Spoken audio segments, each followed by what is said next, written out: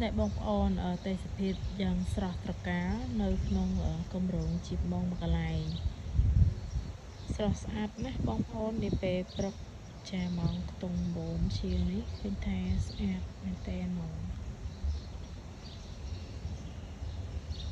relax ហ្មងណាបងប្អូនហើយឥឡូវយើងមើលខ្ញុំដើរទៅខាងនោះបន្តិចទៀត relax មែនតើហ្មងបងប្អូនហើយនៅប្លុកនោះកាន់តែស្អាតទៀត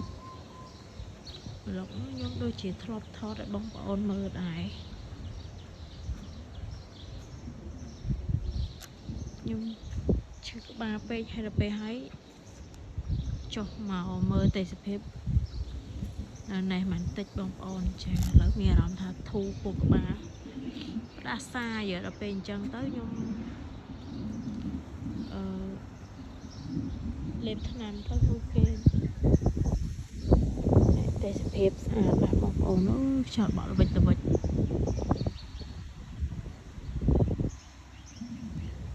ទៅពេលស្មើនឹងទេសភាពស្អាតមែនទេ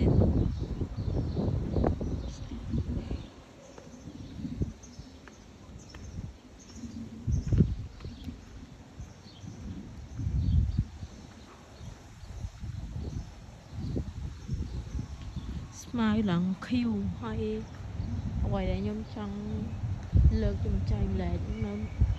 គម្រោងជីបម៉ងនិយាយទៅគម្រោងណានេះគម្រោងណាដែររៀបចំស្អាតពិសេសសួនហ្នឹងហ្មងនេះផ្ទះគុំគ្រឹះគេធំធំមកបងប្អូនស្អាត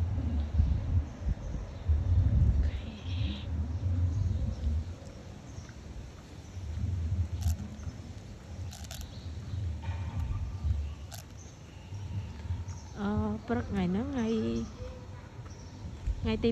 5 ខែមិនិនាឆ្នាំ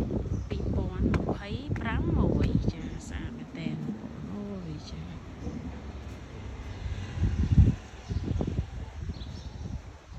កន្លែងនេះគេហាត់ប្រាណនៅខាងលើនេះគេហែទឹកដើមនេះស្អាតគេចេះកាត់ឡើងស្មើហ្មង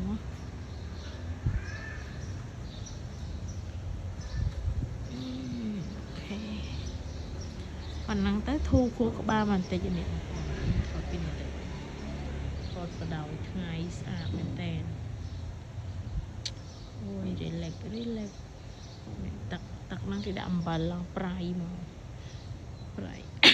រៃទឹកសមុទ្រអញ្ចឹង